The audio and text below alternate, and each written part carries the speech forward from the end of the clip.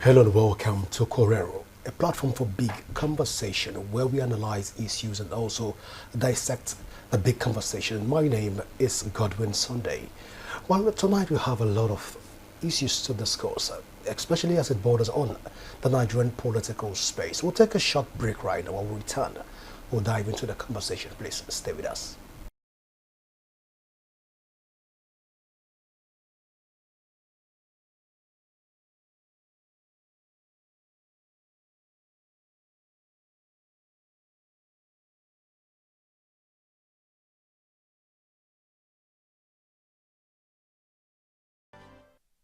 You're welcome back. Now, let's even put the issues in perspective tonight in order to help you even understand what we are discussing tonight. As Nigerians marches towards the 2027 general elections, the political landscape is heating up with early strategic alliances and intense party maneuvering.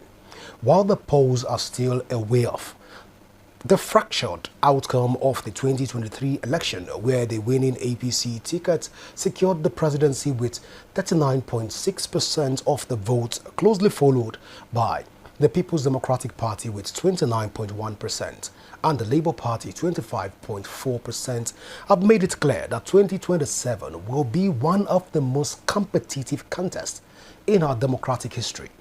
However, this early wave of politicking comes at a critical time. Elected leaders face severe governance pressure, notably an economic pressure where headline inflation sits at 15.93% and food inflation reaches 16.96%, deeply impacting public expectations. Well, tonight on Correro, we will beam our spotlight on all of this conversation. We will examine whether these intensifying 2027 electoral calculations are prematurely distracting our leaders from addressing pressing national realities. Well, joining me tonight on the conversation is Dr. IBRAHIM Bello Dauda, who is a public affairs analyst and also a member of the Game Changer Group. Not also forgetting that he was also a former presidential aspirant under the All Progressive Congress. Dr. Ibrahim, it's a delight to have you join me on Correro. Good evening. Thank you. It's my pleasure. Well, Dr. Ibrahim, let's even begin the conversation by first looking at the political pressure right now within the country. In a scale of 1 to 100, where will you place Nigeria right now in terms of its political pressure so far? Thank you. Judging by our history, from 1999 to date, we have transited quite a lot politically, but there are a lot of things that we need to get right, which is why the Electoral Act is still being reviewed. The pressure, of course, is a normal process during politicking, not peculiar only to Nigeria. But any country in the world that is,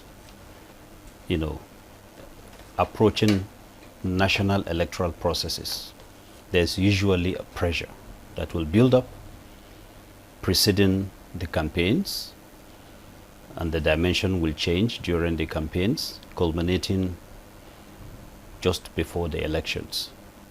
So it's a normal process. It is the dynamics and context that differentiates it from other democracies. So invariably, in a scale of 1 to 10, where will you place the pressure right now? Well, the pressure within a scale of 1 to 10, approximately 6, 7.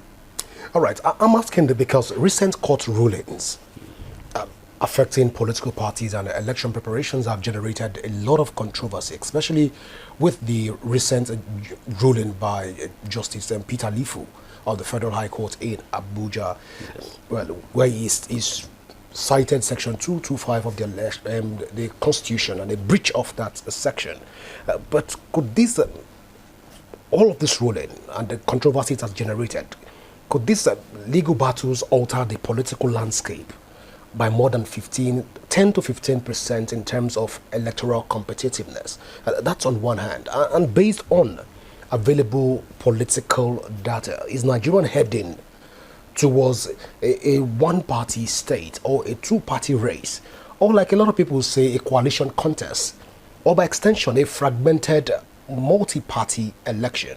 Are we heading there, or we're already there as it stands right now with rulings of this magnitude?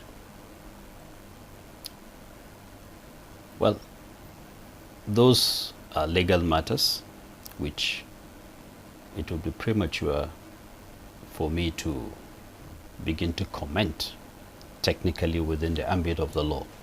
But politically speaking,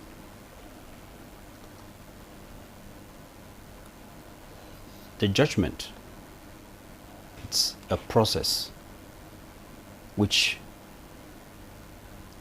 started with or was initiated by a suit from a quarter. But like I said, there are legal issues that both parties will sort it out using the available legal instruments available to the parties. If we begin to comment on that now, it may amount into, we will dive into certain legal things that one has no competence to speak on. So, but relating it to the pressure and the processes of election and how it will impact on the electoral processes or the electioneering processes, I would say that in 2015, if you remember, or 2014 rather, when APC was in the formative stage, there were these agitations then, because you have ACN, ANPP, CPC, and part of ABGA coming together to form, or merge into what we have now as APC. So there were similar trends of events that happened that is similar to what is happening now. But at the end of the day, even though that happened before, way before election processes, this is happening, closer to, even though campaigns have not taken place. But how it will affect the timetable, how it will affect the electoral processes, we will wait to see the finalization of the legal processes, because had it been it's a Supreme Court judgment, then you can begin to comment because it will have been a final judgment. But as it were, or as it is now, it's a High Court judgment, which I believe they have applied for stay of execution and are definitely going to appeal the matter. So there is little we can say on the matter until it is finally determined by either the appellate court or the Supreme Court, or how it turns out legally. Well, interesting. You said that the campaigns have not started, Dr. Ibrahim, yes. but then officially, yes, it's supposed to start by August the 19th, based exactly. on the INEC register. And of course, that's for presidential and also National Assembly. The state governorship is supposed to start around September 9th or thereabouts. But right now, even on the streets of Abuja, we're seeing campaigns, flyers everywhere. Are you sure we've not entered the political and the campaigning season as it stands right now? Naturally, judging by the history of our political processes, you will have, sketches of political activities going on in pockets beyond the official kicking off of the campaign based on the INEC timetable. There are certain things you cannot actually control, because groups and people individually will do certain things. The party or the aspirants or the candidates may do their best to have some level of control within their own structures. But there are things you cannot really, No, but when the political parties are not speaking up in this regard, even trying to scold their members from going ahead with all of this, are the political parties? Yeah, are the political parties not also a victim of this political sagacity? Virtually all the parties are guilty of that, because there is no single political party today whose activities are not indirectly out there, one way or the other. It is the manner in which it is done that distinguishes one from another. So invariably we've entered that, we can tag this to be a permanent campaigning strategy by political parties. Globally, preceding the official launch of political activities, you have the pre-campaign processes, which you see groups coming together to start organizing themselves, start canvassing and strategizing.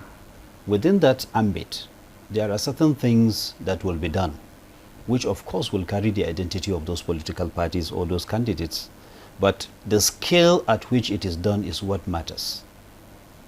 But even in developed countries today, US, UK, is almost the same trend. But I believe it has reduced if you look at compared to what we used to have in years before now. By now, years back, the level of feasibility in terms of campaign materials would have been much more than what we are talking about. So I think it's scaling down yearly or every election cycle, and gradually the parties and the individuals managing the structures are getting more, informed and organized in doing such. But looking at it from the political point of view, are we ready for elections in 2027 if the guidelines as stipulated by INEC are already being breached? Can we say Nigerians are ready for 2027 as it stands right now? That is why I keep on referring to you to history. None of the issues that are happening now are peculiar to Nigeria. So invariably we've not learned from history. No. Okay. Let me All right, explain to you. All right, please. Political structure, in as much as, or activities, in as much as it is regulated by the law, it's different from a bureaucracy that is operating within a set of principles that, every civil servant is well trained. Every member of the bureaucracy have gone through process of training and certification and other things. It's a streamlined process. Politics, it's a bringing up group of people in an informal situation, informal structure, guided by law, but the party as an individual, bridging the political process you are talking about is what I'm saying. We are referring it to history. It is not the first time, but invariably, I have a firm belief that elections will hold, these matters will be settled, and election will hold. Not that there's not going to be issues. There's always going to be issues surrounding election processes, anywhere, anytime. There is no way you're going to have an election process culminating to a campaign, election, announcement of results without one side or other side complaining about one thing or two or the other. It can only scale down, but it will be there. Well, let's talk about the voters' turnout, even for the last election, 2023 election. We saw the turnout. INEC said it was one of the lowest turnout that they've seen so far. 44 years of Nigeria, that at least they recorded about 26.72% for most people. Most statisticians and also most academicians approximated it to around 27%. But then, looking at the 2027 election, if you, in your own perspective, what should we expect from the voters' turnout, especially as it stands today, where the political space has been characterized by a lot of situations, from the economy through to security? Looking at the turnout right now, what will be your overview for Nigerians right now? Issue of turnout. There are a lot of factors affecting the general turnout in every election. Voter apathy is a response to issues. First, trust. Second, delivery issue. Thirdly, legal dispensing of legal, issues surrounding litigations. Nigerians in some quarters, or a lot of quarters, will complain about, what difference does it make? And there is something I want to stress out.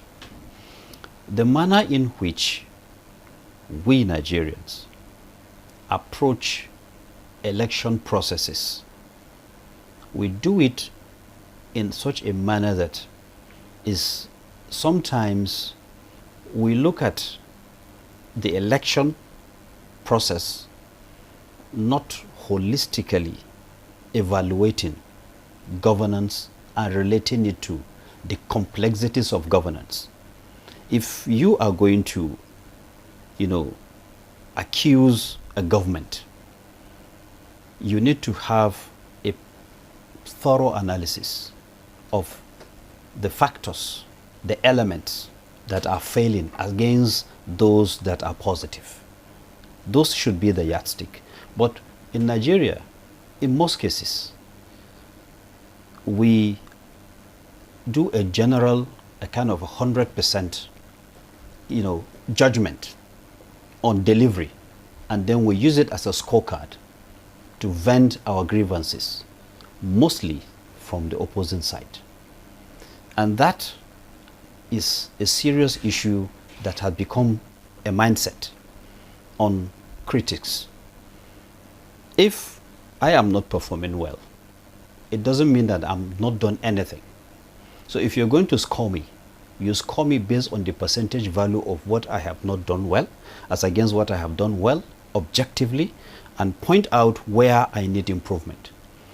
It's not going to be 100% zero.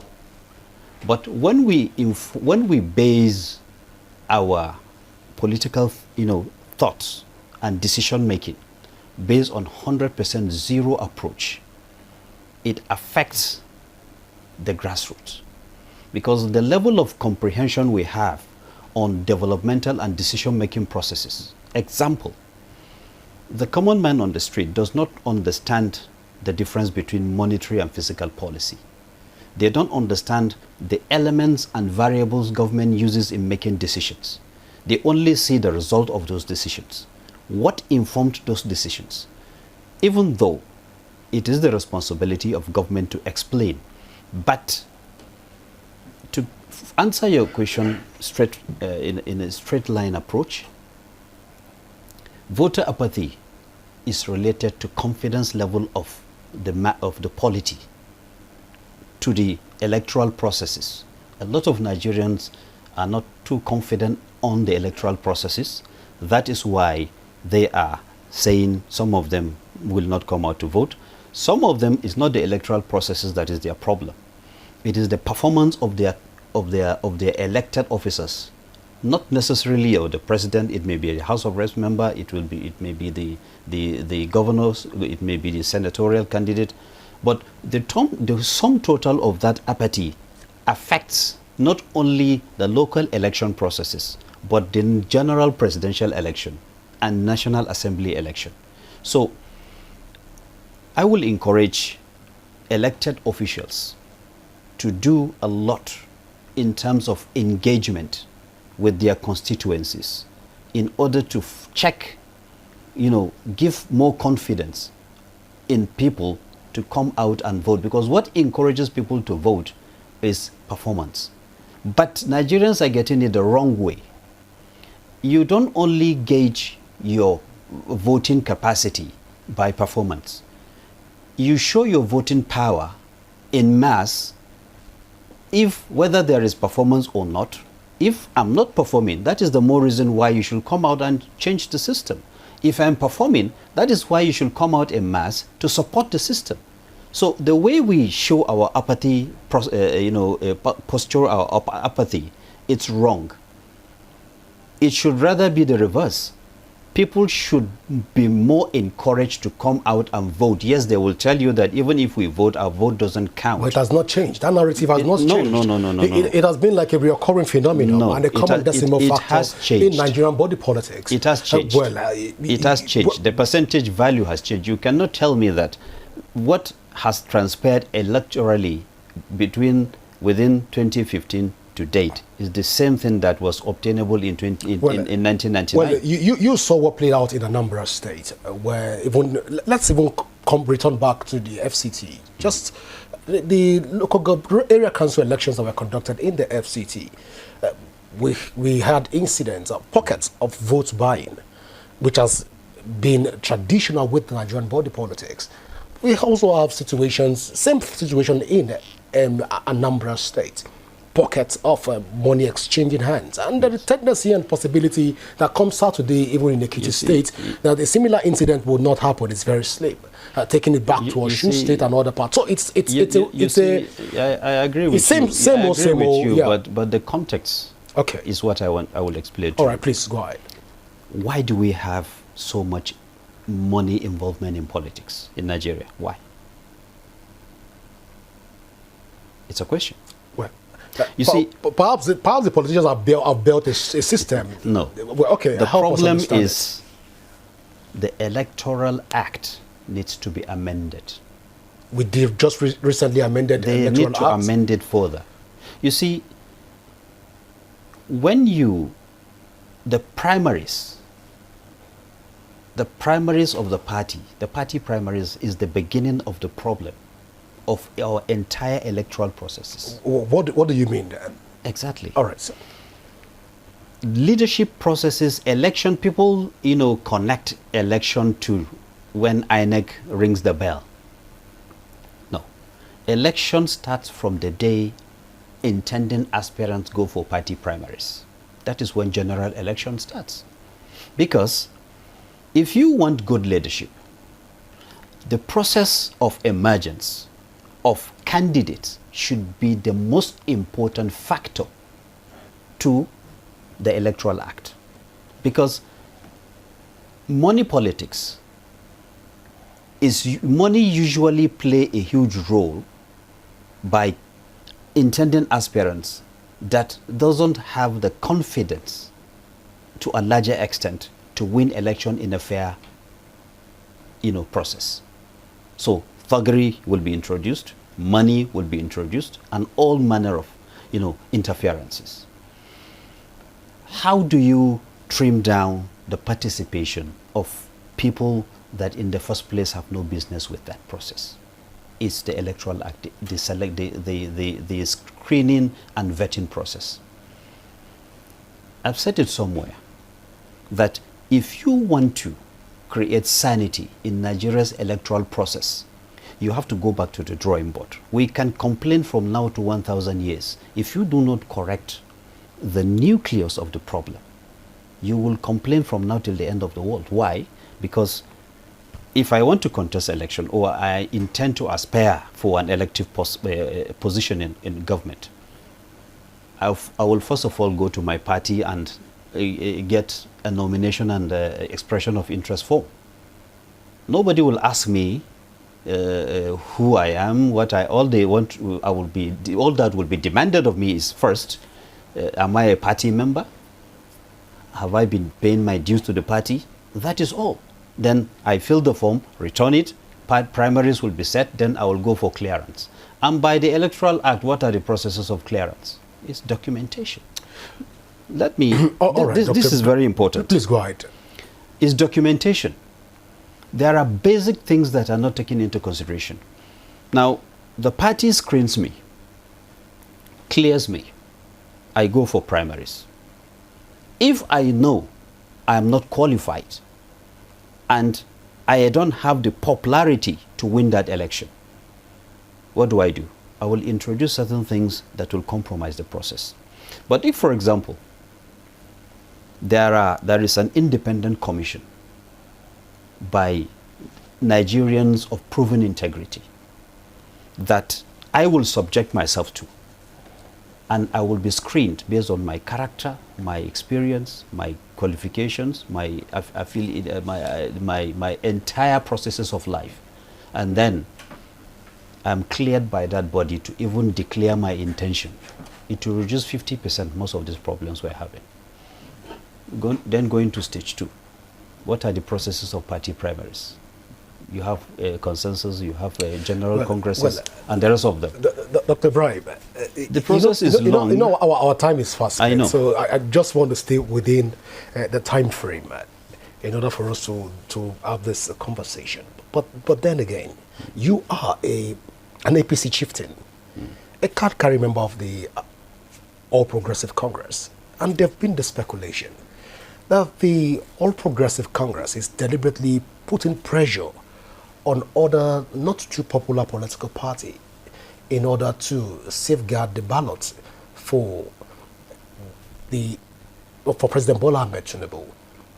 For many, they will also say that the All Progressive Congress is deliberately destabilizing other political parties. You want to quickly react to this? Is the All Progressive Congress under any form of pressure in order to return President Bola Ahmed Tinubu back to office? Or is the All Progressive Congress under any pressure in order to destabilize other political parties? How correct is this narrative? I have been in an opposition for a very long period of time during the Buhari regime before he becomes president. Through the Buhari support organization, yes. Of course. Now, from APP to AMPP, from AMPP to CPC, from CPC now merging to APC. And I can tell you one thing. If you remember, there was nothing that was not said. Buhari wants to Islamize Nigeria, the blood by monkey, baboon, Karejini, Birijini issue. A lot of things were said. You know, opposition, the way we do opposition we need to be more civilized and mature in our opposition style in this part of the world. We are not making opposition an issue-based process. We are making it, you know, a more of, I don't know how to really qualify it, you know, abusive accusations.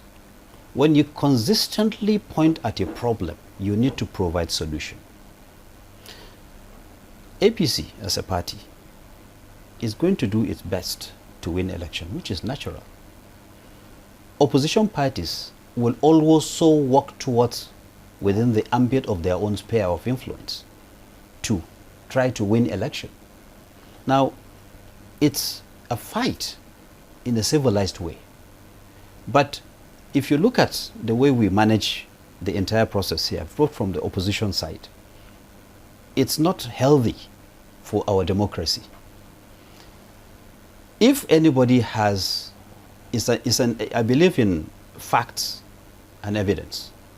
If you say I'm interfering with your process, you should be able to give me, and it's not enough to tell me, you should be able to show me with evidence where I have interfered in the process. These opposition parties, don't forget, have recently conducted primaries. They had conducted primaries. And exactly what they're accusing APC, exactly is happening within their own party. So who is also responsible for that internal crisis? Is it APC? It's not. That is to tell you that our opposition mindset is still premature. We need to become matured in our opposition processes, where we can isolate issues and discuss on those issues with solutions. You don't think that that's the same strategy that brought the APC even into power? The strategy that brought, I was part of the strategy. Yeah, I was part of the process. You understand? Try to look at it from Jonathan's angle and also what played out. Yes, but is it not? If you go back, issues were discussed. Issues were discussed. But what I'm saying, the entire opposition process of this country needs to be more matured going forward.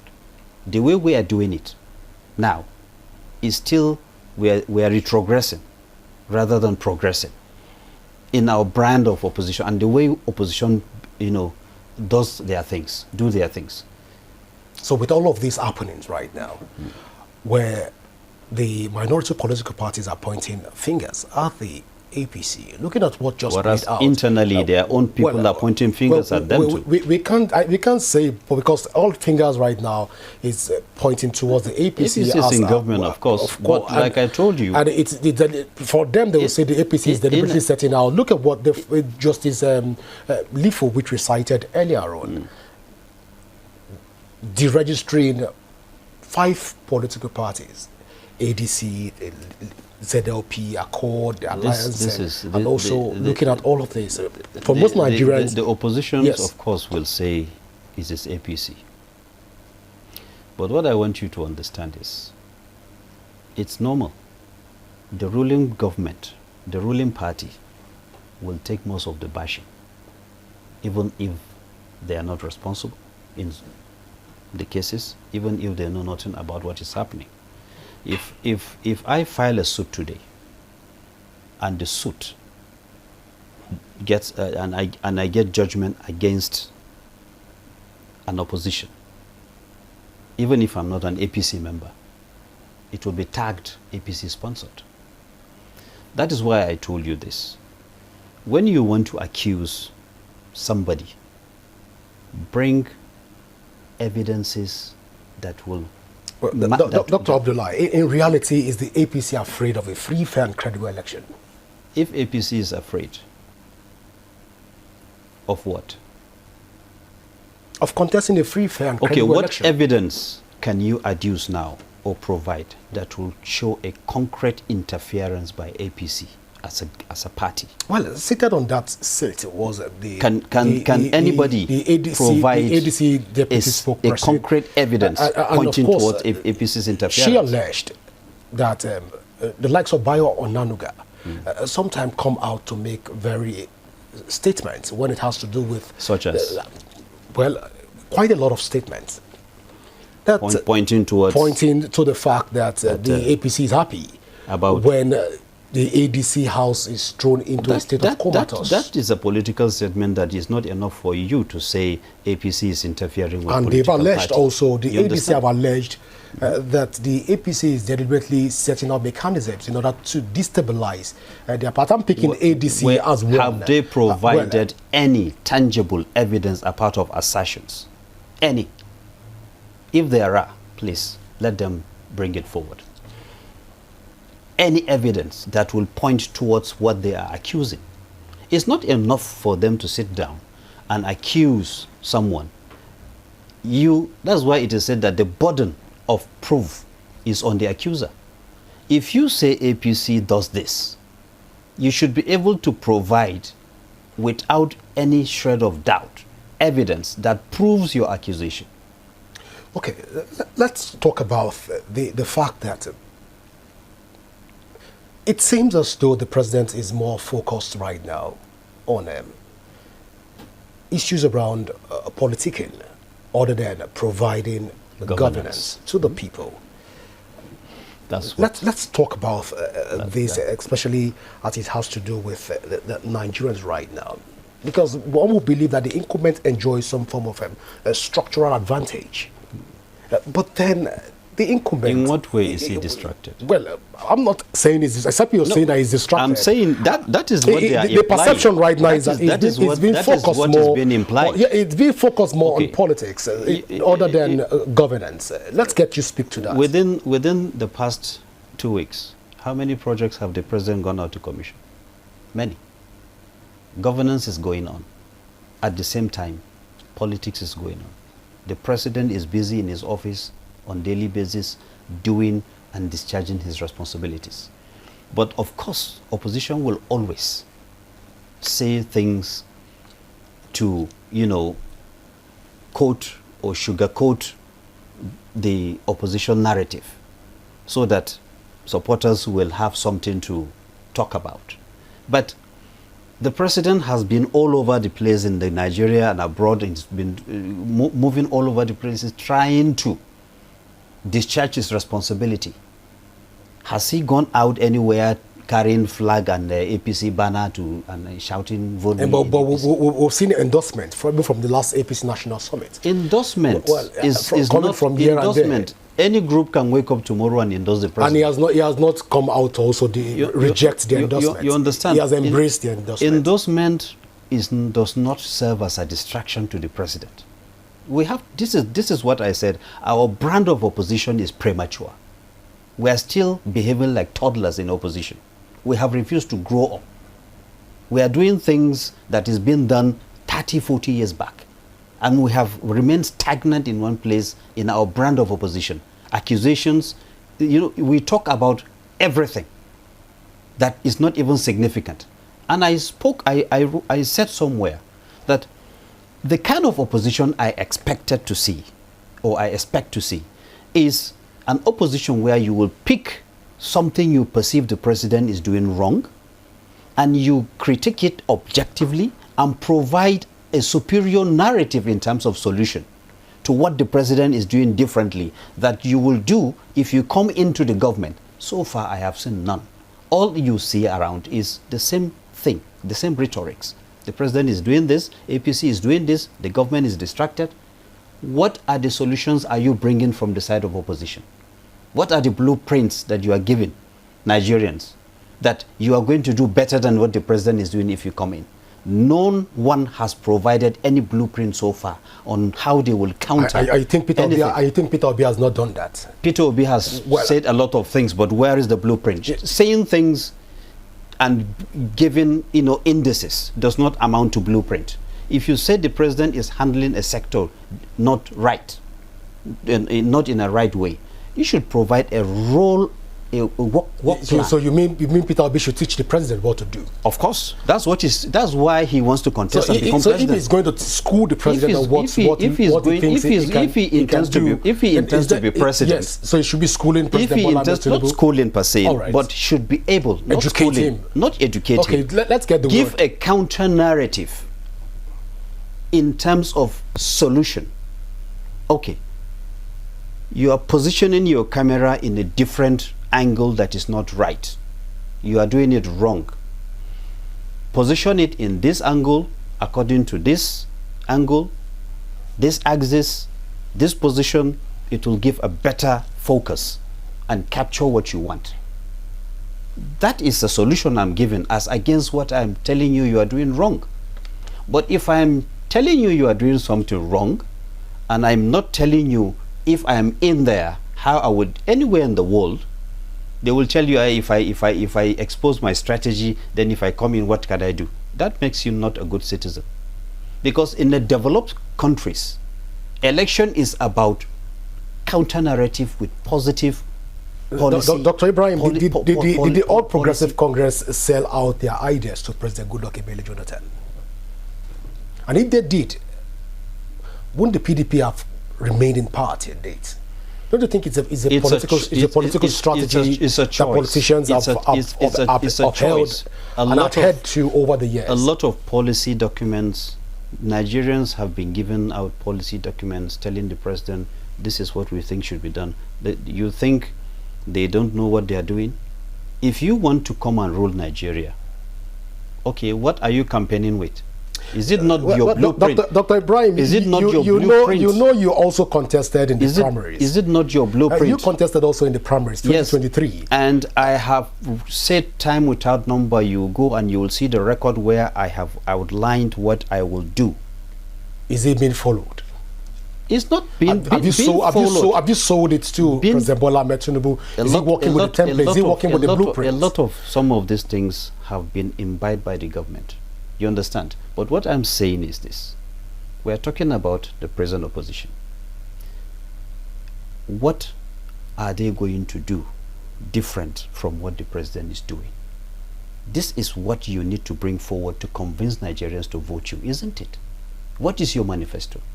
What are you providing? So you think that the current economy, the state of economy, rate of inflation, the insecurity in the country, and also looking at what is playing out is not enough ground for opposition political parties to campaign with? What are they going to do to counter it when they come in? What is their solution model?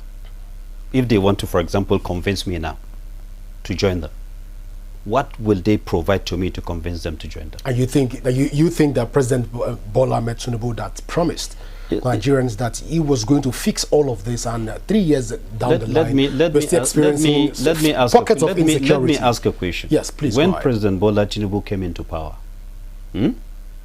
what was the crude production level of Nigeria? The OPEC was 1,743,000 barrels approved. Nigeria was producing 1,184,000 barrels, a shortfall of 500 and something thousand barrels. Now, minus the 300,000 barrels that has been committed to the crude forward purchase, leaving Nigeria with less than 600,000 barrels. Now, Dangote alone need a feedstock of 650,000 barrels.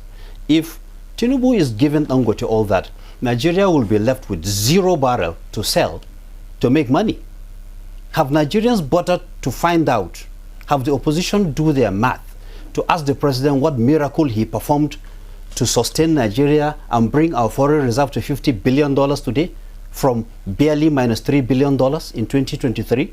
Have Nigerians bothered to ask the president how he capped up production of crude oil to over 1.7 million barrels? Is it trickling down to the average Nigerian? Trickling down is a different process that we are going to go into. Oh, please. You understand? Let's get to that point. But you know why I'm saying what I'm saying is, when you want to oppose a system, if you want to critique somebody, for the sake of God, if we are truly God-fearing, you should be able to give credit where there is room for credit. You can't tell me that President Bola Tinubu did 0, which is what they are claiming. It's not sensible.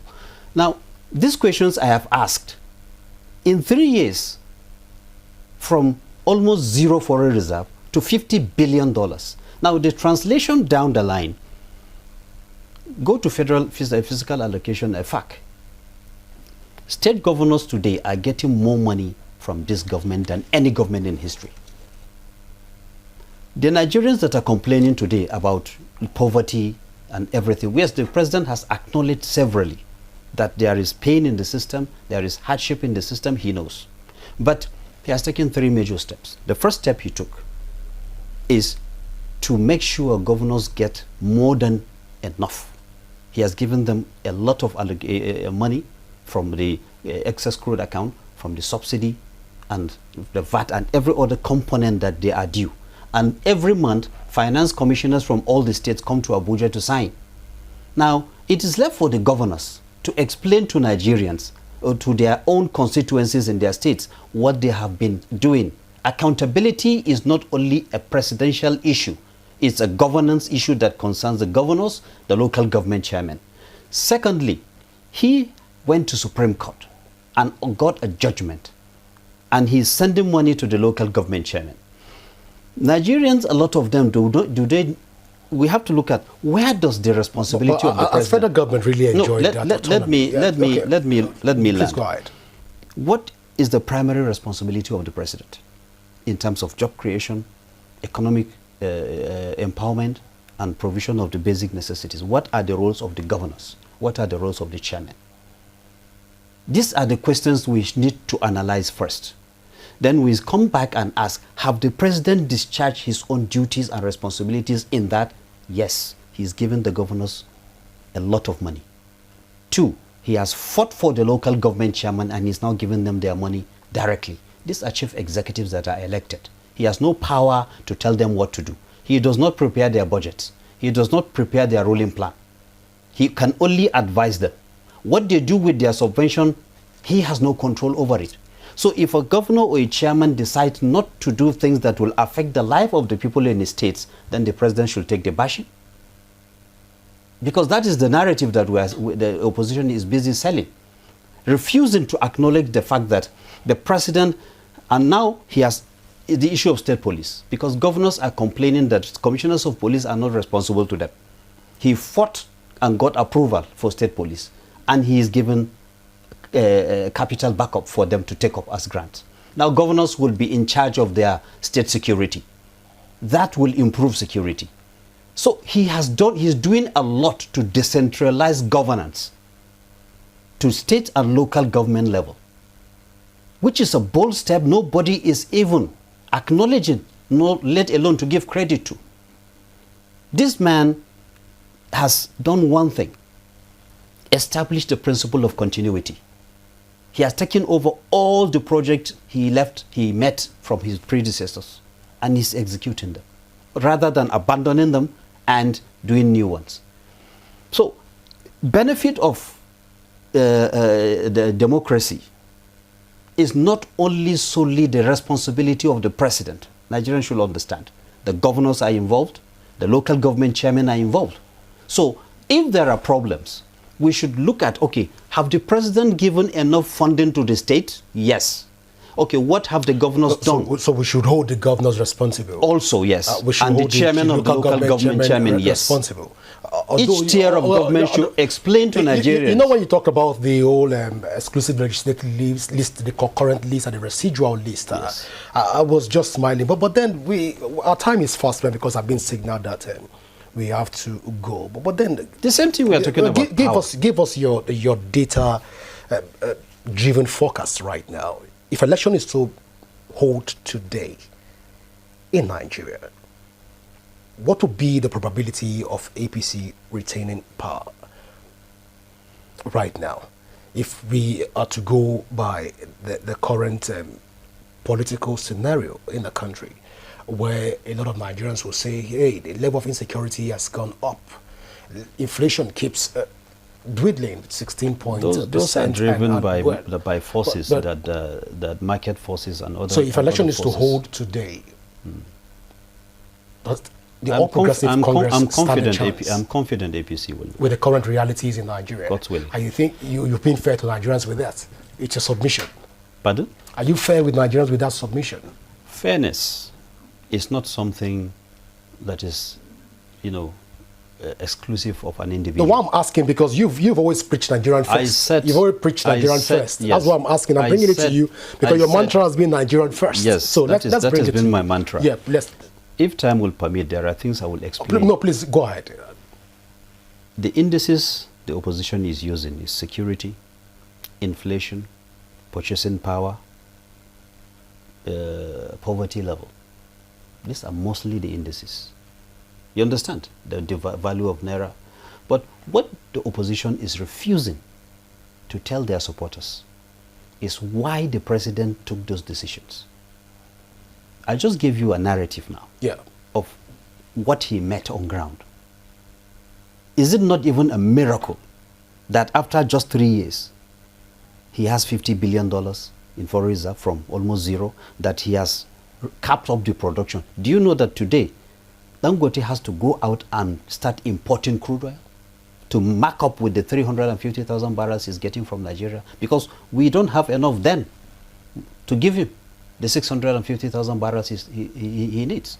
So it's a complicated process that the opposition knows everything about it, but they are deliberately refusing to enlighten their supporters. Hardship, yes. Inflation, yes. Inflation, what is the rate of inflation now? 16 points. What was it a year ago? It's 24 point something percent. Yeah. You see, it's reducing. Reduction in inflation and other monetary and fiscal, policy-related indices does not just step down as if you are throwing a stone down. They go marginally. The people of this country need to be educated. And it is the responsibility of all of us. So you think Nigerians are not enlightened at this point? A lot of Nigerians are not enlightened, and in a way that they should, because if they are, a lot of things that we are talking about, not to say that one is insensitive to the hardship, no. But if somebody is suffering, and you educate that person on the reasons why, the reasons that are responsible for the person suffering, and you understand at the end of the day that it's an inevitable, process that has to happen. The person will, though suffering, will understand with you why he's suffering. He'll be suffering and smiling, in the word of Fela. You understand? But if they don't even know why they are suffering, they will just look at you with so much hatred and animosity, which is what is happening. Well, Dr.